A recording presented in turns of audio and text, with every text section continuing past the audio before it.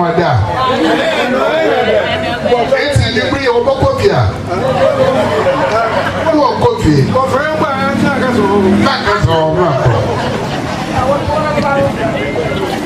Said the man, when you bring my Funya was for breakfast so much. I want you, man.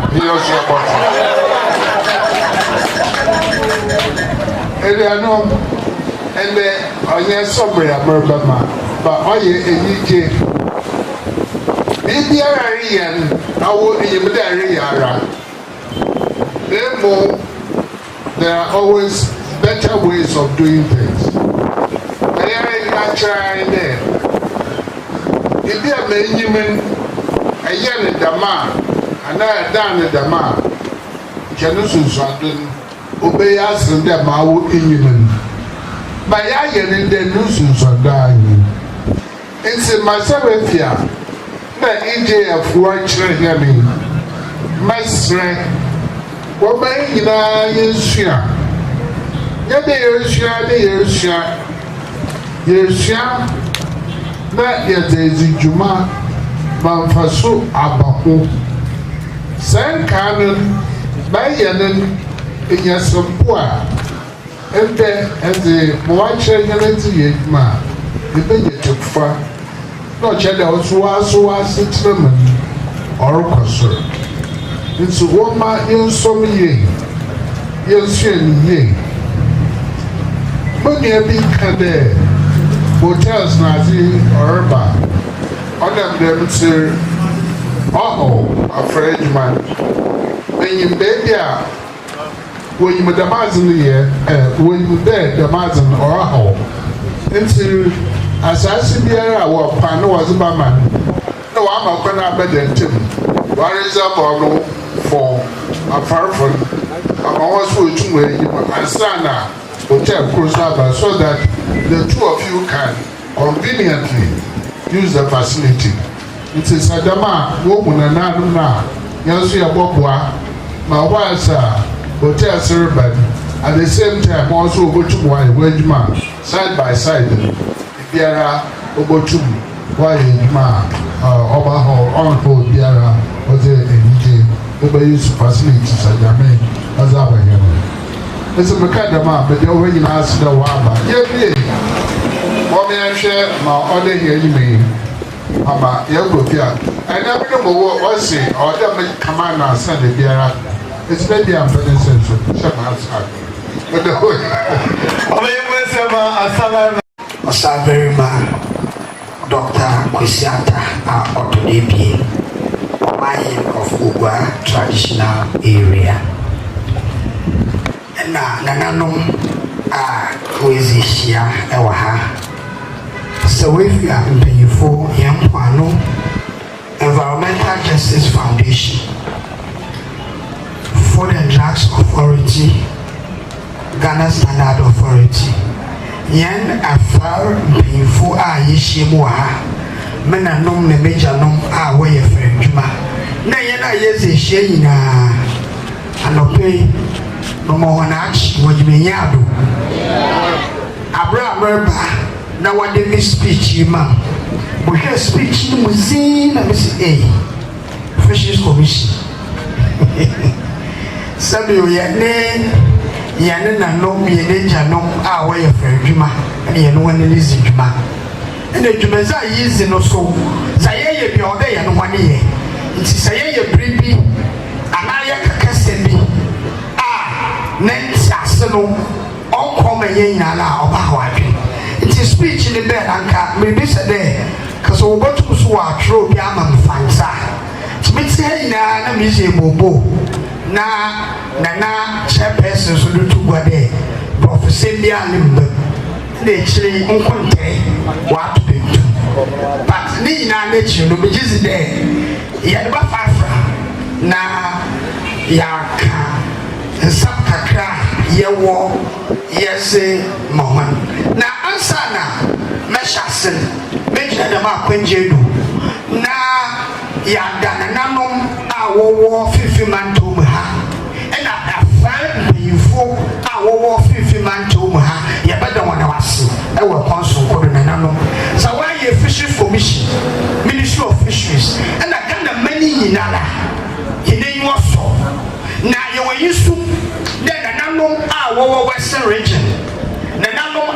ɛwɔ Greater Accra region nananom a wɔwɔ Volta region and all over the country wɔde wɔn ho bɛgye dɛ nhyehyɛe anamɔn a yɛretu dɛ yɛbɛyɛ fɛ adwuma ɛwɔ kwan a ɔyɛ kwanpa ɔbɔboa yɛn wɔn nso wɔn ana atum na on their own ban all illegal fishing practices ɔyɛ light fishing dynamite a yɛde kɔ carbide a yɛuse omo DDT and all manner of illegal fishing practices nananom yɛda wɔn ase sameka ndama nana ɔka sɛ bɛyɛ mede paa na ɔyɛ nokwa akamere bɛyi ɛna me particular mehyɛ idwe wɔ ɛba no wɔ wɔanwonyɛ no wɔ ma then I will be talking fishing it's nana yɛ take notes me just do ɔyɛ mede pia mfida yɛbɛhyia bio na particular no mu nam ahorow nkɔtee na yɛ depend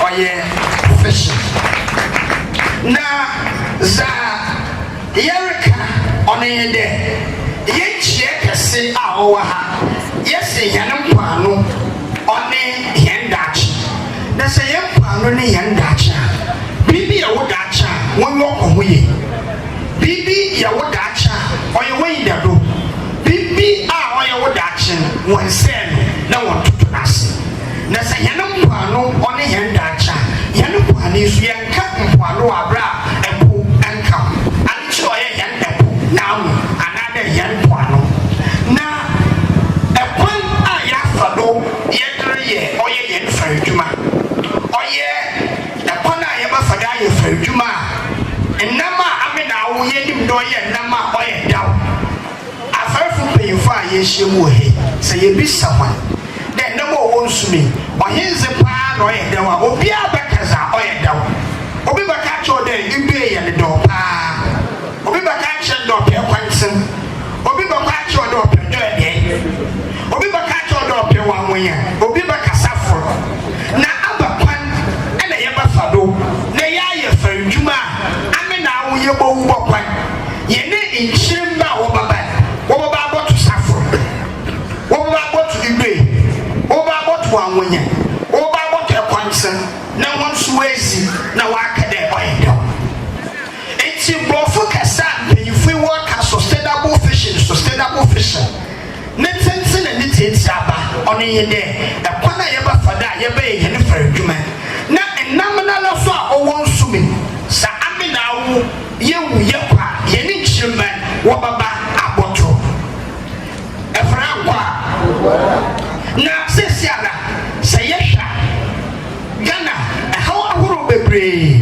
ɛna yɛne ɛfɛ adwuma ɔne fam mene wo ka sɛ ɔyɛ adze a European Union wama yɛn yellow card na ɛrebɔ ball another football na wɔmɔ yellow card a the next card ɔbɛ na ɔyɛ red card wɔmɔ red card ɔkyerɛ dɛ ball wɔyi wɔafi nti yellow card wɔde mɔ wɔkyerɛ dɛ wɔamɔ warning na dɛm yellow card na European Union wɔde ma yɛn ne bɛ na adze ntia dynamite a yɛde kɔpu light a yɛde kɔpu carbide a yɛde kɔpu DDT a yɛde kɔpu yɛn na no bi obinom koraa wɔde formalin ɛna wɔde preserve nam yɛyɛ dɛm a ɔwɔ nsunsuando bɔn ɛwɔ nyɛ ankasa yɛn apɔmizendo nti European Union na wɔsɛ wɔn pɛ no toto wɔn pɛ no noa sɛ dɛm za nnam a yɛde fi Ghana ha kwan wɔama yɛn yellow card wɔma yɛn nkɔn po na dɛm nam yɛfa nkɔ na ne nsunsuando sika Ghana mani nyinaa yɛhwɛ ɔnam nam a yɛntum fɔ nkɔ na dɛm yellow card ɔyɛ over $400 million every year ɛfra nkɔ a megye si dɛ ɔnyɛ asa a ɔtwa yie na mene wo ka sɛ ɔmampanyin Minister of Fisheries ɔyɛ ɔno akɔ Emiata ɛna Fisheries Commission together with ɔyɛ yɛn stakeholders nyinaa a ɔmɔada afaafo mpanyinfo yi wɔka ho yɛwɔ adwumaso no yɛ adwumaso no a yɛwɔ yɛn yi dɛ yɛbɛyɛ nhyehyɛe a ɔbɔboa ɛma dɛm yellow card no a wɔdze ama yɛn no wobɛfi hɔ na yellow card no ntumi mfi hɔ wɔ aberɛ a ɛkwan a ɔnam dom a yɛyɛ yellow card yɛnam dɛm kwan no ado sɛ football ɛsɔ bi na atanim anaa ɛtwa bi boot a wɔtum wɔma yellow yellow card. Sometimes depending on the whatever for the crowd they go so and able to boot will do more red. But say in your boot, another shot in my in your card. It is a year can you there or you yen shall see there are feeble query here. And I am there now together to myself and a yellow card with you. So yellow card if you are a Juma for so are wondering. I mean now ye been ye pa.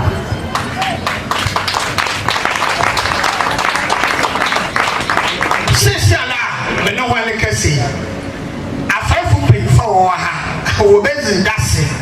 There, and I'm Dodoa and Kayenya. Sister, the man of Yenya, you will be the Yesusa. You will watch a Juma and a Motsi. You will Ashakwan Juma and a Motsi. Watch a Yamatu. No one, Panama, yes, watch a Yame Wabu Soja. Say, yet I watch a Yama Wabu Soja. Watch a number one Panama, offering Yamanuki. Baby, I'll go motor and then free the one. Everybody feels fear to the canina. Why am I continuing Nashin? Nasa Kofuni na we move walk on Yamanaka. No, we better know what to name me. No, if I in there, I had the light to go. In there, I had the dynamite to go. Moon watch a Yama, also walk up Wabu Soja. But Sammy now, ye jet light. I mean, now dynamite here to go ye jet. Or Yaza, watch a Yama, walk up the Wabu Soja. Watch a fool, no walk up ma. Oh, Yankee no, oh, yeah, Nipa, Wallopapa. I'm going to Yamanaka. That's all Owaha and Owa, another Owapu. That's all number of commander or 2 more watch away. No, I got to know up. On them lights, dynamite, DDT, Kaba, and there. Fishing not the way in the age and watch for what to me yet. The Fisheries Commission and the Ministry of Fisheries, you catch one day. Lights that you to me. Dynamite, how about the men's main now, ye jaya, ye walk up. Now, ya cop, nam, yes, about.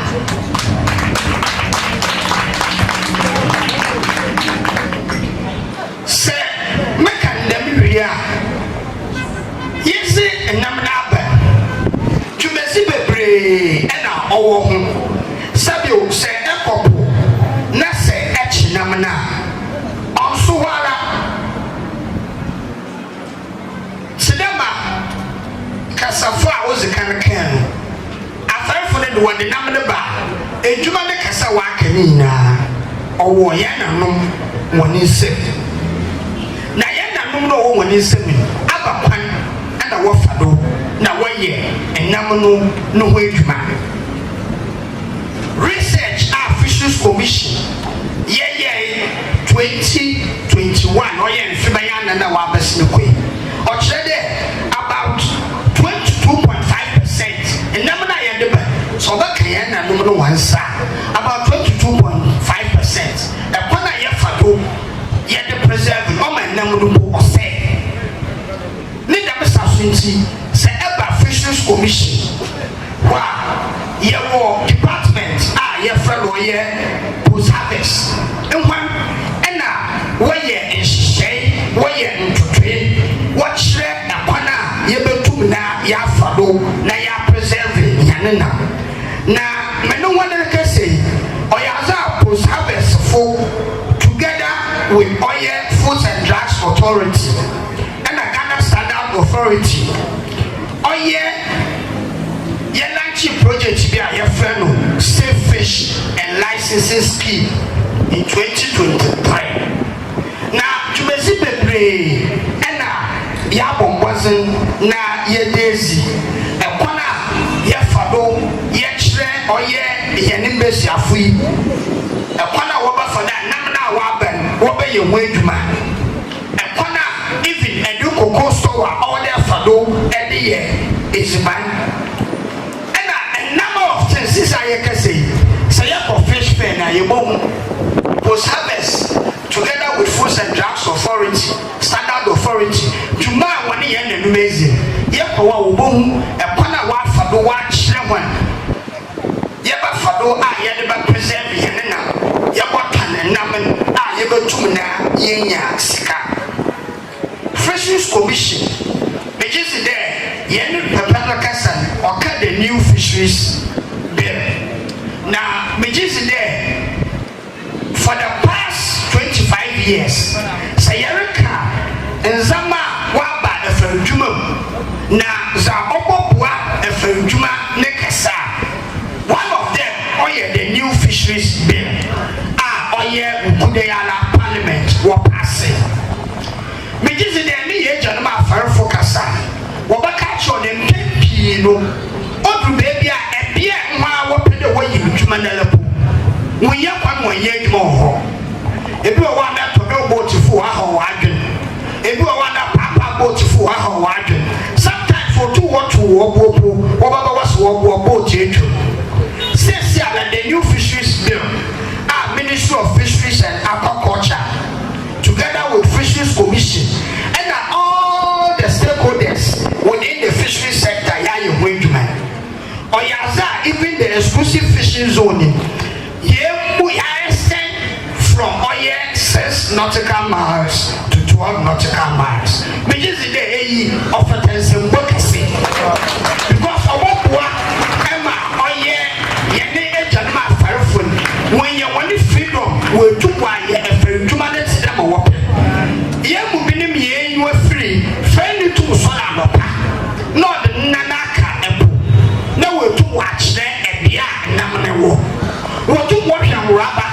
No, I catch you do your empty. I brew away into more kanga power than the number. Which is there, is Shaya Ye now, or Yen Shaya or Bobwa, Emma, Yenefer, Jumano, Wafa, Netapa, Efra, Sayakandama, Fisheries Commission. I feel you observe close season. Close season, you observing. Yeni Ejanom, I will use Yamba. Wasn't you see outboard motor and put Yantum Amoma? But I can there, and to my fan lights before cope, and to my fat DDT before cope, and to my fat dynamite before cope. Say, Aya Dama Apura, Nambrano so or no Bizino, remain. Abraya to Punum, you wouldn't there, Echo Short Point. Echo command say Edna, you won't watch a yama bebre, yet to Punumo, but will go on couple. Simply because now we'll feed the lights now. Yes, one more forward without lights, it won't move. Now, one will be no so I can be there. And the assist I have to put my boat phone.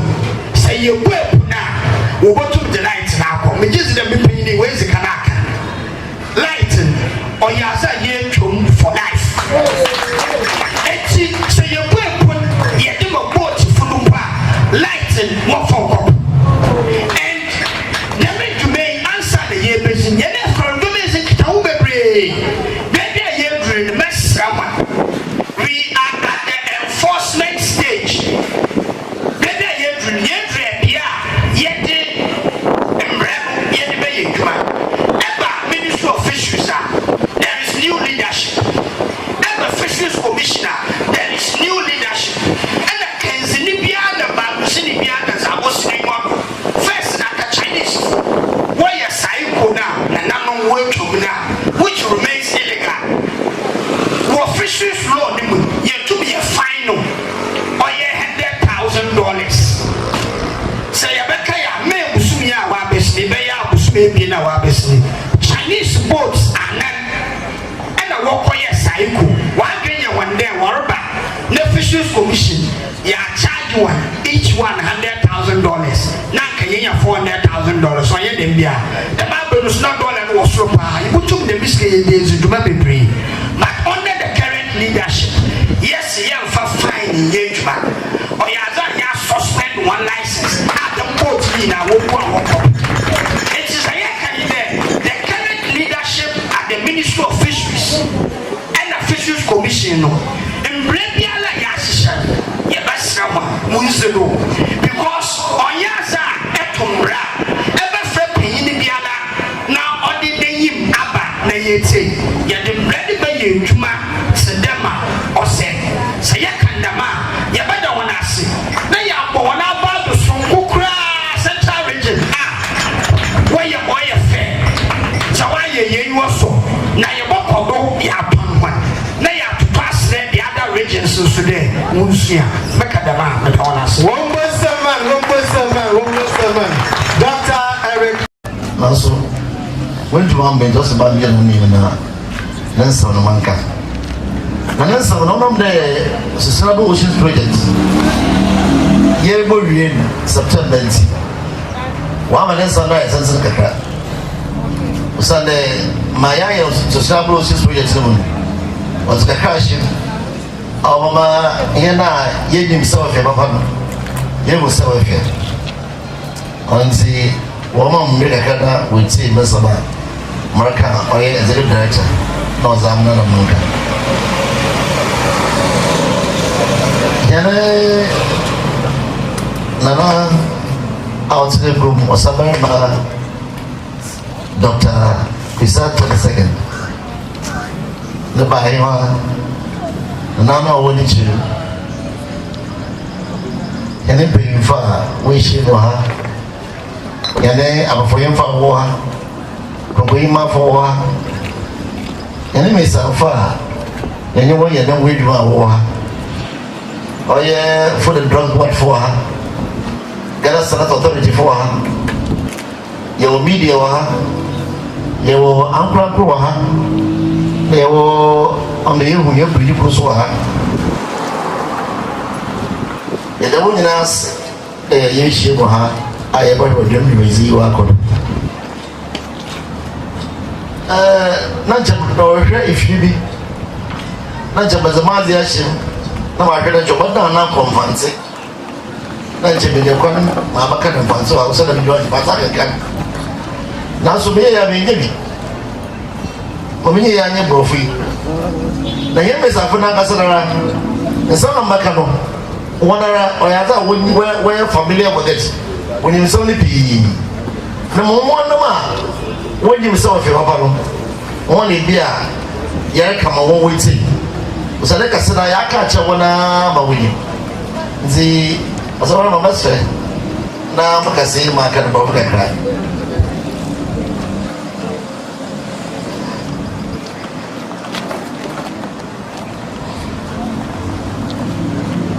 Chairman, Sovereign Dr. Pisat II, Honorable Guest of Honor, Metropolitan and Chief, Medisport Chief Executives, Nananum, representatives from Young Partner and EJF, the Regional Director of Fisheries Commission, the Executive Officer of the Fisheries Commission, officials from the Chamber of Commerce, FDA, Environmental Health Department, Ghana Standards Authority, Environmental Protection Agency,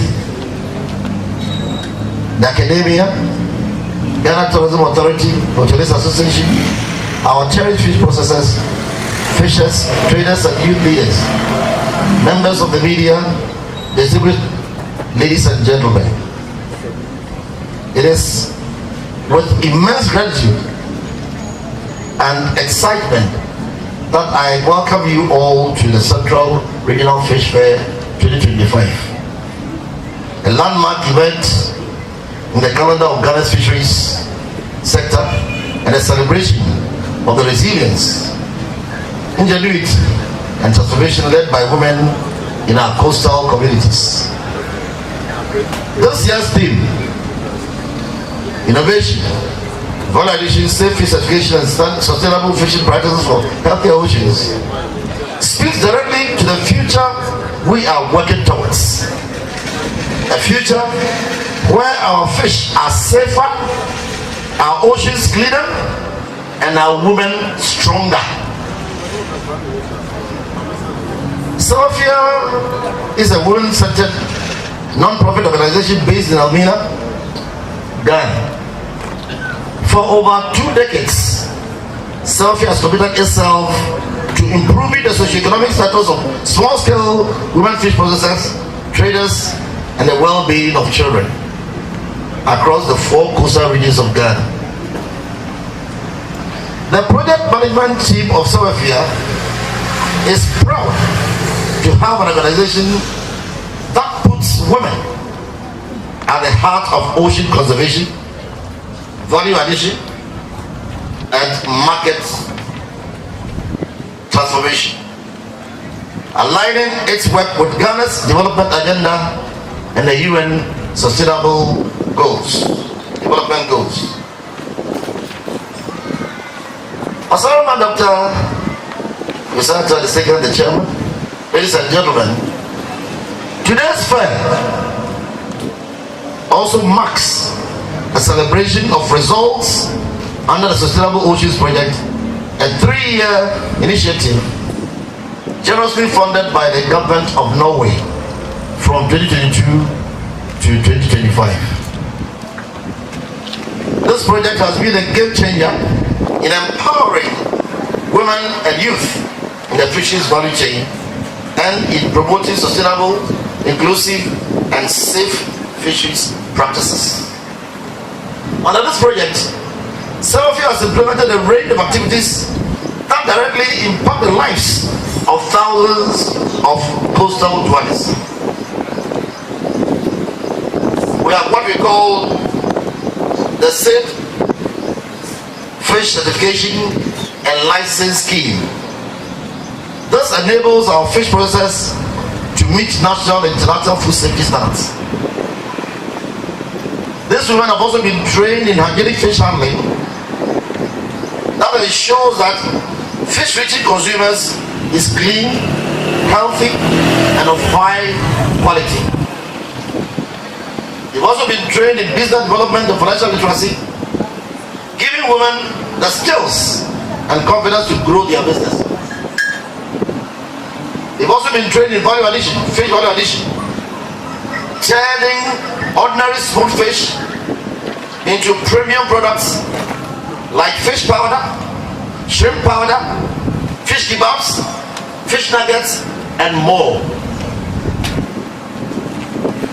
We've also formed a lot of them in what we call the Village Savings and Loan Scheme.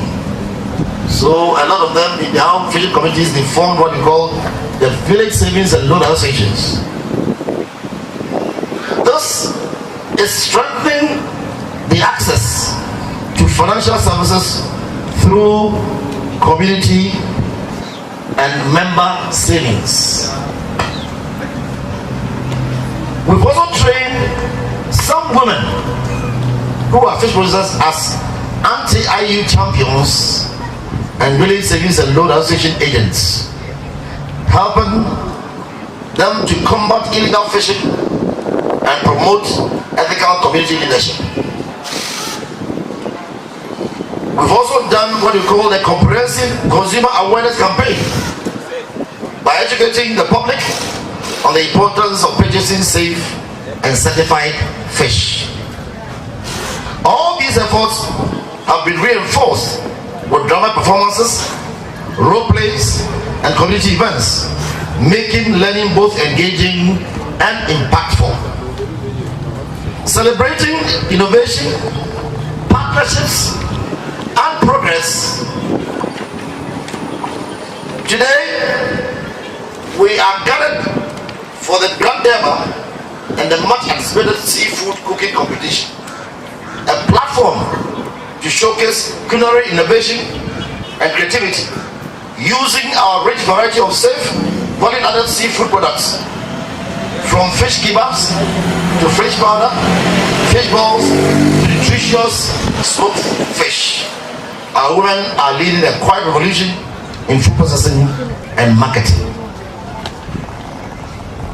Today and tomorrow, we will open the grounds for the fish exhibition and sale, featuring hygienically processed and attractively packaged seafood products. We encourage everyone, individuals, restaurants, caterers, hotels, to come and support these hardworking women and youth entrepreneurs. Another exciting highlight of this year's fair is the official launch of the fumigation campaign, a vital step in eliminating contaminants and ensuring our fish processing environments remain clean and pest-free. And let us not forget today's networking session, where stakeholders, entrepreneurs, and policymakers will engage on how to scale up innovations and investments in the fish sector. Now we are going to call to action. Distinguished guests, the future of our oceans is not just a responsibility. It is a right we must protect. Let us continue to invest in people, processes, and partnerships that drive innovation, sustainability, and empowerment. We call on the government agencies, development partners, academia, and the private sector to support the scaling up of successful models under the Sustainable Oceans Project. Let us all work together to ensure that Ghana's fish is not only abundant but also safe, traceable, and globally competitive. In conclusion, all the women and youth who have embraced training, adopted safe handling practices, and brought creativity into value addition, Cewefia salutes all of you.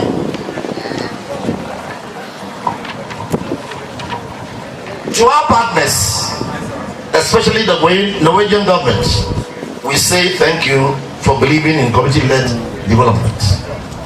Let us continue to build healthier oceans, thriving coastal economies, and a better future for generations to come. Long live Cewefia, long live our women in fisheries, long live Ghana's oceans economy. Thank you, and God bless you all.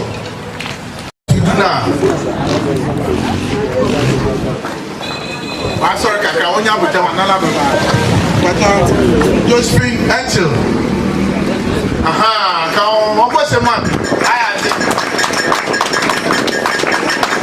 you don't come Baba.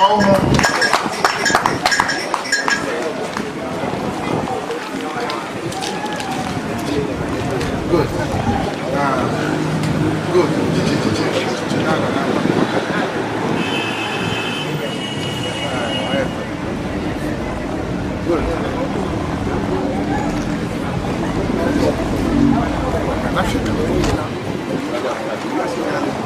What was the one command? Good. But all Madame Juliet Donko. Oh, one more man. Hey, you no, I want now. Wait, no, one more man. What are you? So, tell me your pen now. Why am I? You know.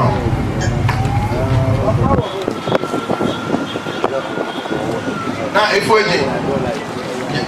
if I just why the Baba, the two are. But almost a man, almost a man.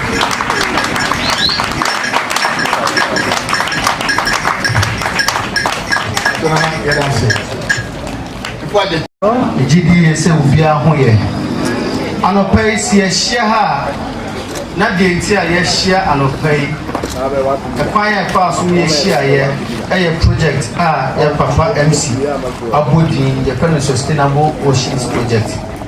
Sustainable Oceans Project no a project Environmental Justice Foundation the new union Cewefia and the Yankwano.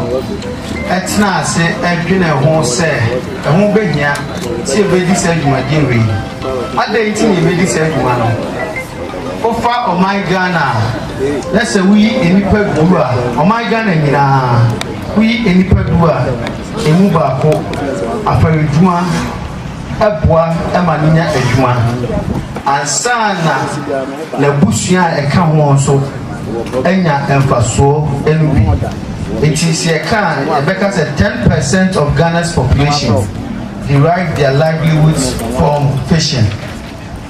Now, 10% of the population also ye check ya na chese artisanal fishes ana ye papa no afarifo no emu 107,500 ena eye afarijuma no a omo represent 80% of afarijuma a ekoso nyina se ye ka afarijuma enye artisanal fishes no kwa industrial trawlers wo na omo ye tuna akese de no so wo na so fa yen na janom dia 80% of them na eyebi enti nyame mfasa ma ekobasa afariduma na sai kra ye papa no omo kopo na omo de namba emaye maame munya bi ho na yanso yenya bi di no yen na ye ho ebekire ye pa enti de sa na te dia ni ye di dwuma a o se ye hwe di dwuma a ebeboa na amayen a ye do so no so ya no adu dwom bi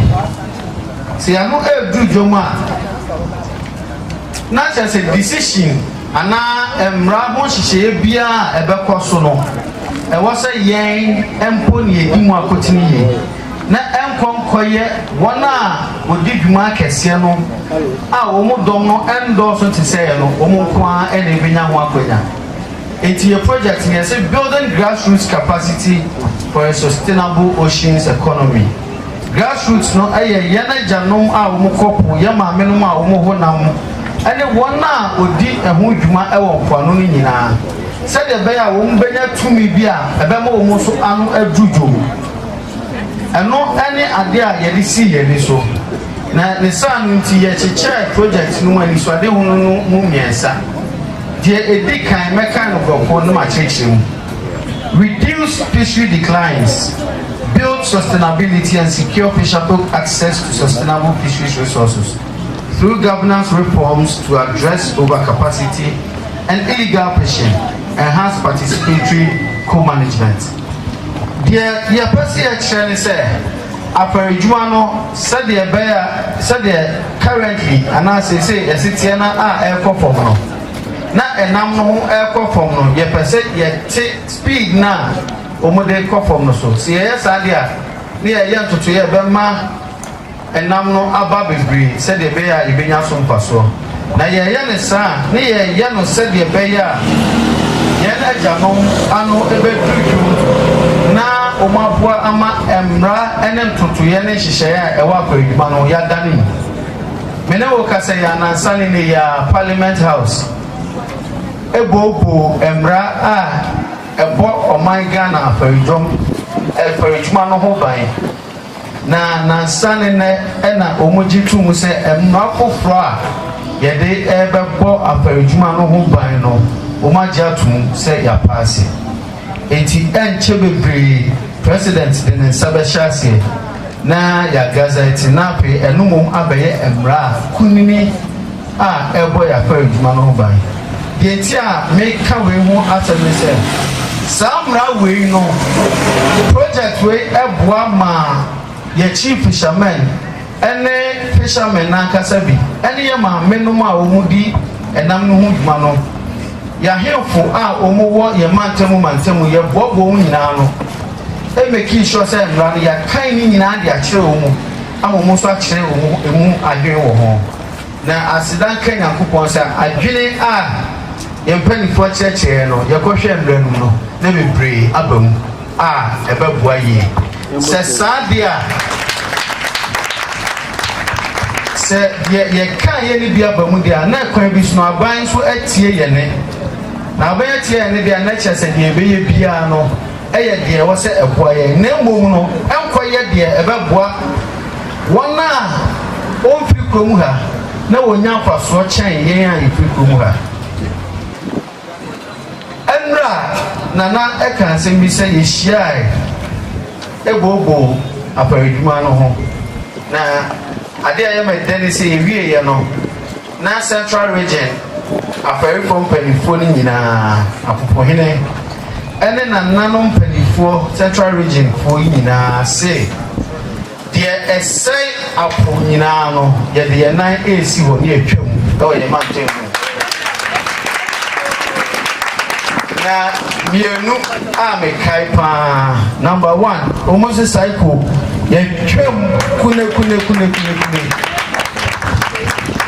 ebra na nanom e ka no man ka no boko o mo se cycle ye twam sa pepe so na ma popo na ya hihye no etwa cycle mu se de ntia o mo twam ne se e ya de a e ha adwuma no na da chinchima emfa so mbenya wo so no e de ni nyina ekọ ade ba ko na nanom so e ka ma meti enu apa ne se ehun behia se ye beka ye ho abom na afari dom no eya popohene enne na nanom panifo kurubafo no ebeka ho abom na o man make sure se emra na aba no o manfo ana fishermen na kasa so be so se de o mon kopo enkofa 7 DDT enfa kopo o mon fa o mon kopo na at the end of the day ebeba be ju no me no ye beka akudi na ye ho achiye eno e penifo si o moko ho abom no man make sure se emma so game mesre na waka me oni de se bokese ama ye na nanu ma parifo eya popohene ene Central Region House of Chiefs wo commitment enu a o make ye de etosumienu a eye emfaso de pa a enunti next day ye share wa ha ene improved income resilience of fishing communities to climate and human-induced stress through enhanced opportunities for value addition along fisheries supply chains and enterprise development.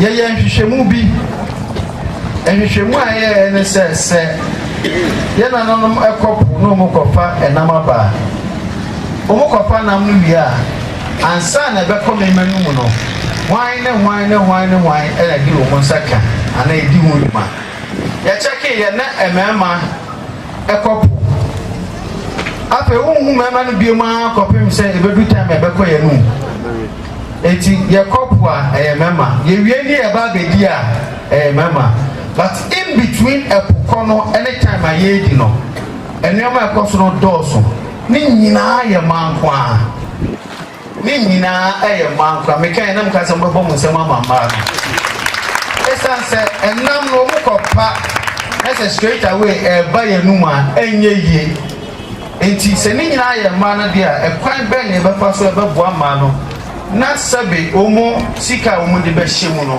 akoyeka ekwan be so omo betimi agbobo ho a sika sam no ebe kosoro esanse se ma no wo sika kakra ana omo sika sam wo so a sabe farini bi ankonkofa enamboni bi amba na ema no ento esanse ni sika no doso se wa anto a wo farini na akofa nam na ba no ase wa boka na so yema ya so ne ma omu sika mo omuko enti eba na se anje anape ye boka enti ye nuanom se wekiafo adi nimdie etnetne ema no cheche ma no ama emebi a etwam ye fa wona wonim sika ho sika kura ho nema eye omu suesua nema bo mo kire ya enche bebre no me sure se wekiafo ebe kire bi se le groups no more said the bear sika kakra bi a wo de be share dwum na at the end of the day ubehu ho emfaso kese pa de toso miansa eye no strengthen climate change adaptation and mitigation capacities in coastal areas through improved spatial and land use planning and community-led management of wetland and mangrove ecosystem.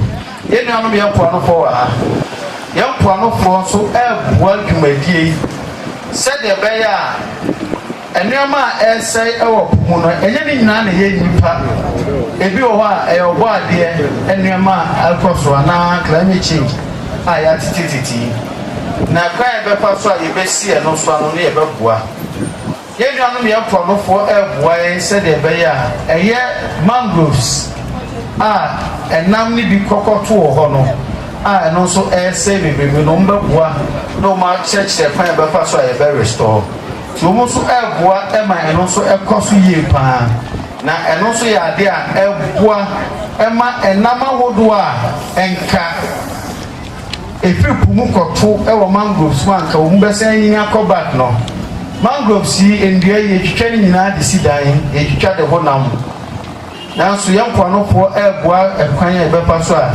mangroves na asɛe no yɛbɛboa na yɛareplenish so far womahwɛ Ghana nyinaa ahu mangroves dodoɔ a asɛe ɛne dodoɔ a ɛwɔ sɛ yɛsan ɛyɛ ho adwuma a womaboa ma yɛahyɛ ase a yɛdi ho dwuma sɛdeɛ ɛbɛyɛ a ɛmfie kakra ɛdi anim deɛ ayerɛ nyinaa no yɛnya koraa yɛsan de bi ka ho a ɛbɛboa na nam ne bi a ɔmbɛkɔ akɔto wɔ kosua no wɔn nso atumi aba mu ama ɛso aba yɛn mfa so meka ne sɛ yɛ a mede ma no bɛsi ha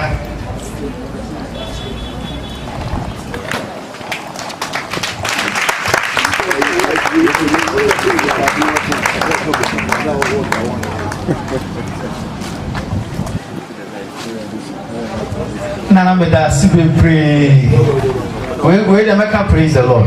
Hallelujah. Mire pi ba ko bi nana se enra asem ba ko e kan gidigidi pa. Ene se ye twa live fishing mu.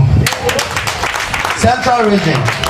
Me jira kwanya we so na me pambo eye minister abaso. Me current minister of fisheries and aquaculture development.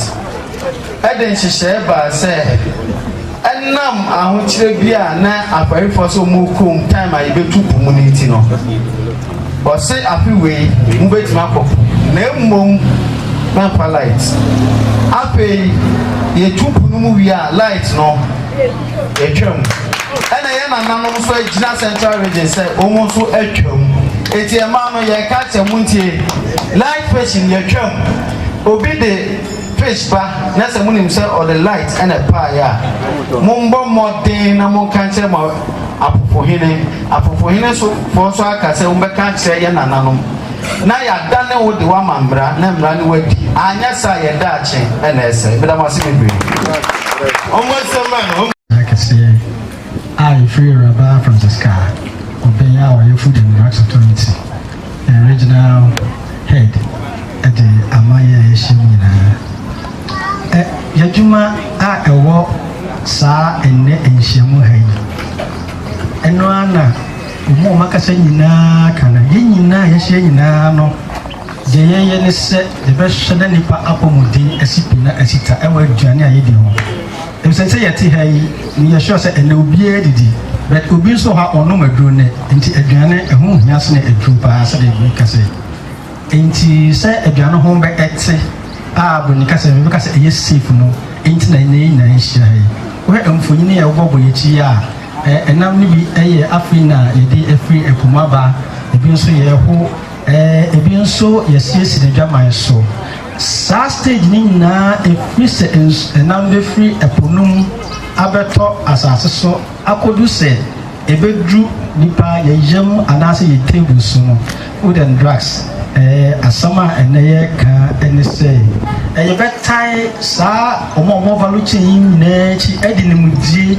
ɛne abanmu abi ɔde ato obi ase yɛmfa mmoa na ɛnam biara epipu mu ɛbɛba adokɔ nipa yɛm no ɛho bɛte enti speaker ɛkasa no ɔka ade bi ɔsɛ very progressive licensing scheme a yɛasate dadaada yɛwɔ companies anaasɛ nipa bɛ aduasa to aduonum a yɛ register ma yɛabɔ wɔn no ma fa ntitiye mu a yɛne fisheries commission standards authority ɛna yɛmpa no ne all the stakeholders aboa sɛ de bɛyɛ a yɛn fish no yɛbɛfiri one stage mu a ɛyɛ raw state no aduru processing state na de yɛka no sɛ FDA yɛyɛ mo mmaa mo nuanom yɛ nananom obiara ntu anamɔ no ɔmmra yɛn so yɛ na yɛmmoa na yɛn ɛnam a yɛwi no oguaman mu ha ne ɔman yi nyinaa no ɛho ɛbɛte na ayɛ kamakama na yɛ apɔmuden nso asi pi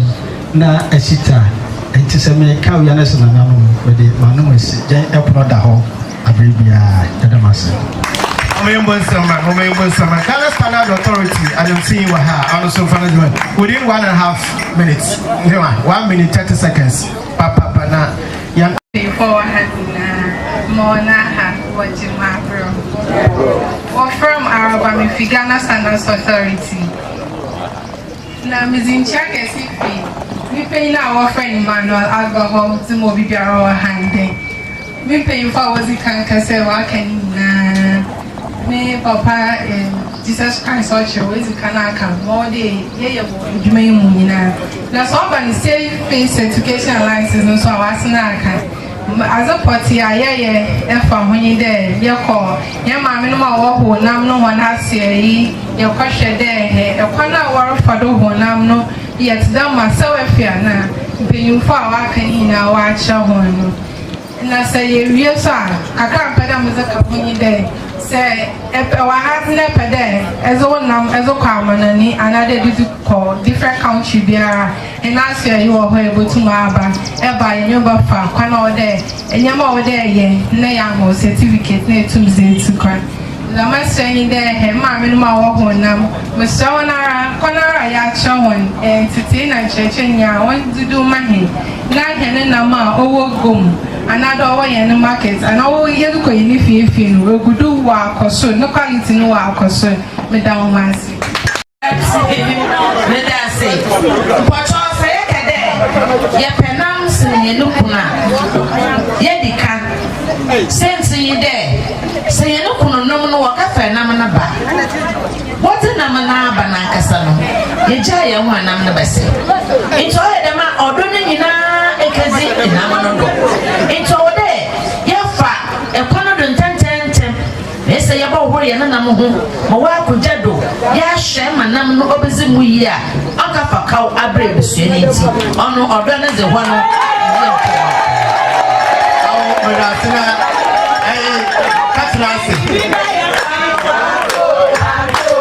Protocols to thank you so much for giving us the time. Farmers Market Network and Fish Farmers Market Network. We have been organizing platform for women fish sellers and fishermen to be able to sell their produce. We've been doing it from Invest of Cape Coast occasionally. We also go to other places that we have been doing this. All that we have been discussing today, one aspect that I have not heard about is the responsible consumption. And it's like everything that we are doing over here, at the end of the day, the one who benefits from it is the one who consumes it. Unfortunately, if you look at how people eat our fish products, somebody will go and buy a whole tilapia, just take the tail out and then throw the rest away. It becomes a waste, they throw it away. But the process that we have gone through to be able to get that fish, every energy that we spend, the electricity that we spent, the cooking that they have done, all those things, we use resources to do it. But we saw that a lot of people think that the money that they are using to buy is the one that gave them whatever they have. And they've forgotten about where it's coming from and the efforts that we have made to make those food products available to them. So I will plead with our partners, Yempuano, Cewefia, and my brother, Michael, and then the Fishing Commission, that everything that we are doing, let us add the consumption aspect to it, because that is the end part of the food systems. And a lot of things happen over there without any supervision. So we are now advocating. We have platforms like this. We advocate that even when you come and buy our fish products, we tell you how to use it. If it is only 1 kilogram that is enough for you and your household, please buy that one. Don't think that it is cheap, so you can buy more than that. A colleague who is supposed to come and buy will not be able to get that. So we thank you so much for giving us the opportunity, and we are ready to continue partnering with you for the fairs and other things that we'll be doing. Thank you. Dr. Salama Kaba, your coordinator of the Fish Market Network, UCC. If I had to do I wasn't one of the team. Cewefia, Yanapano, EGF, and to say I wasn't my Yanama Minami, Emma, what to more, how year, what to year, what to year, no. As the tear was one for me now, some local school up on almost certificates. It's a Yabobo, one Abado, now you have to review. And so, what now? The Waban and Wobodu Africa, Titru Ghana. It's a little pure or the Susanu P brain, but I don't want it. You have to 100 days. Active ingredients are Wajatum or Viase Afanina on the use. The boat says I have for the BI Zabaprano or a whistle, got onto the candle or a whistle are fine.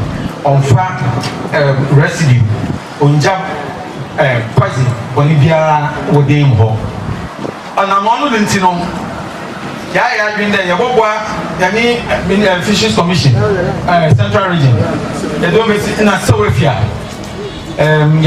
ya nyombo dinsa wodo na ya fumigate 139 kitchens wa region kami aduma ofi joda kono ya beshase eti oponcho wọ́n ti agromontia ṣe ìyẹn nso ẹ̀yìn wọ́n yà dé dẹ̀ na mbọ́n ọ̀dọ́ wa sí. Yim na yansha yabudu oya bia fufur na yansha da haso butu na wo ya bonkomo na ehu de nta e makro da na che hu na nke take away ya na so yehu na nam kotin na otum ogum mami mo akwa ba wodi ma hene na wodi dan wodi ma bro na wodi thank you wodi ma bro yo sente benten na ba pocho wakede you busy zimeku bi wafa enam ho adwuma ho Mpocho mezine ye eben amaho wodi ye shito eyi ho ebetum edi udokun eka o gare ebetum jezi na bibia pede abenkon bibia ebetum na ezaye ye hu da ya short iyi ele 30 cedis ya edi kire ye hwe ne camera ne dem nti abandam a mbota mfirudu ahin de busuma ahin na ahin obuto obese Pocho on say forever young on say Pochenjo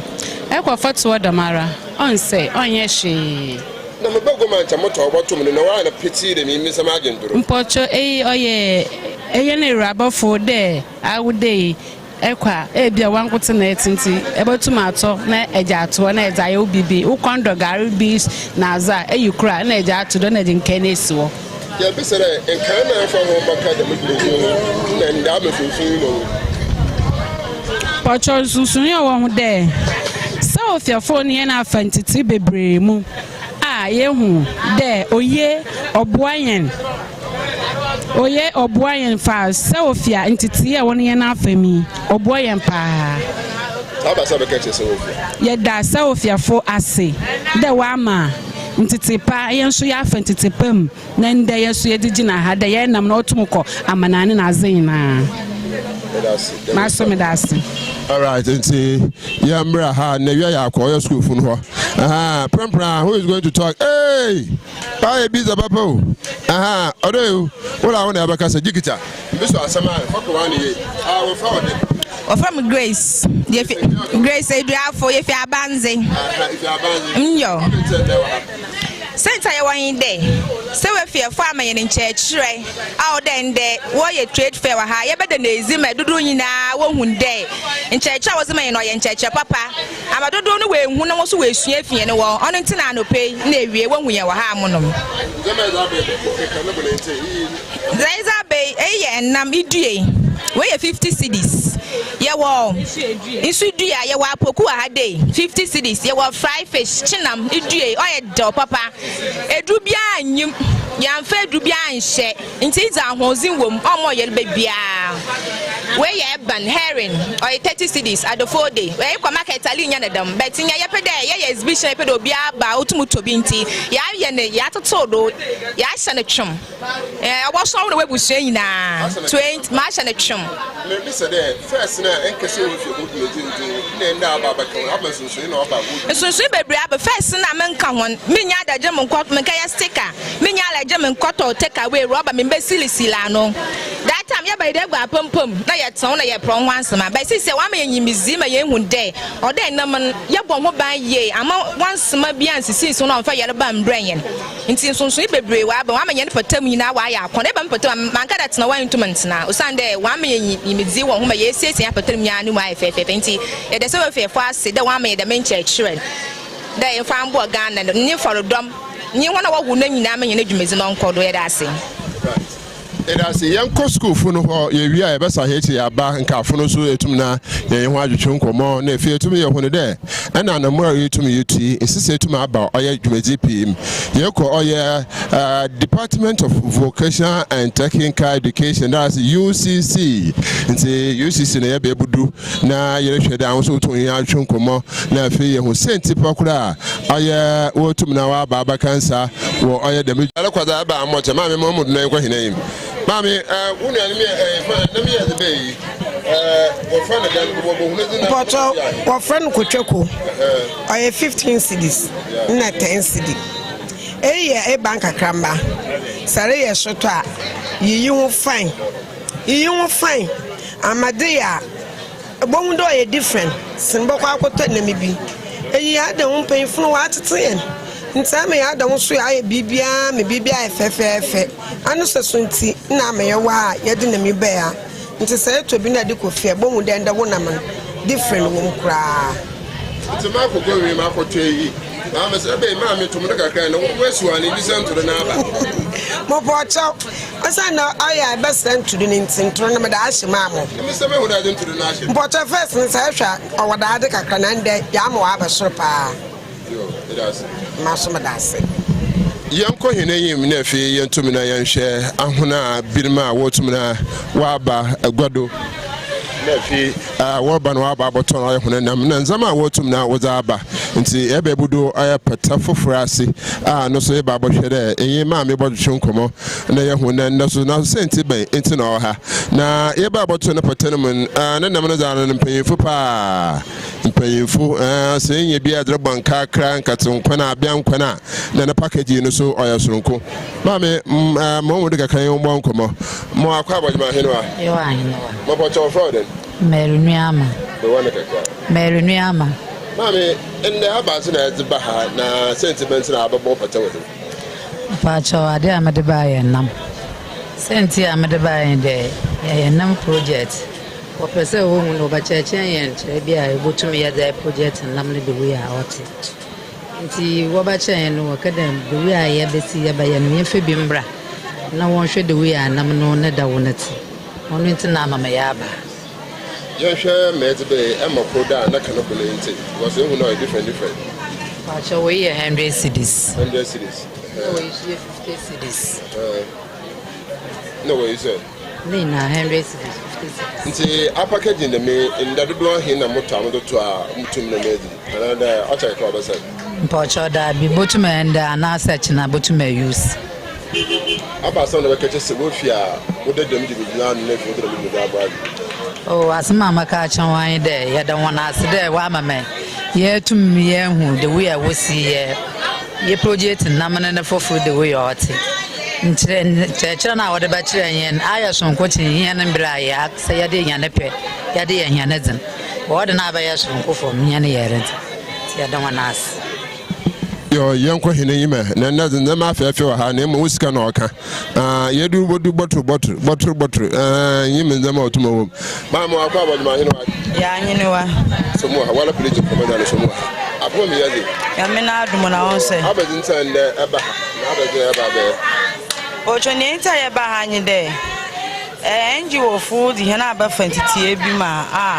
And now me your whole number, quite for your who never did and who ye jazzy. Your battle, I had Namno Bokufuma, Uncle for whole Bialamba, and a cotton amnos or they should have Namno, own we on side. Ain't he a Namna by a bow room in Peneba, Sansana Yahoo? Oh, Musa, Sansu Yadan, I'm in you to me and Yaman Naman. Sasso, na Yadi Yashito. Ain't he nature me bahano? NGO for no number me at the Bahade. Ain't he? What are you called the old Kenny? Men when there were ye or boy and papa. Zamawaka chair, Henry Animal Afarofo, and I hear papa no many day. You made the NGO for Zaban, wo ye. Master obey, no better light no call. Now, ma, what the man power boko, no the man power the baba, Obama, so you're being up, don't care for hobby around for me and apple. Send me down answer. and I also to them yeah, but different ones no to no room. Watch on the come no package in the fine. Now and can echo go maza. Now I quite to be a sister and oil crubum.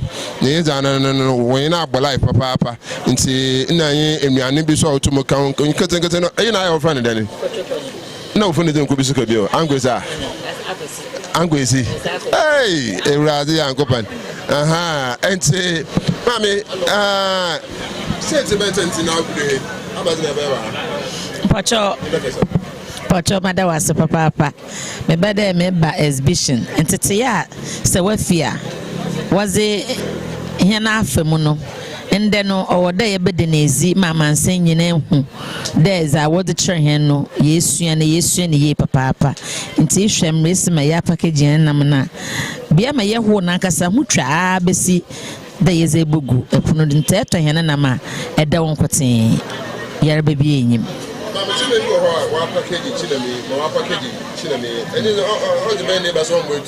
Pocho de be on way to Obotum is bay and Nansa. Aha, to say, na robber no woman so no oba hawa adwena ekwa na eyi na dash of fridge kama. Mpocho ebotum package no so ye wono ho orukwa echi nti ye wono packaging material wo ho a oze kwa mananze na orukwa echi no ye ze no sugum kama.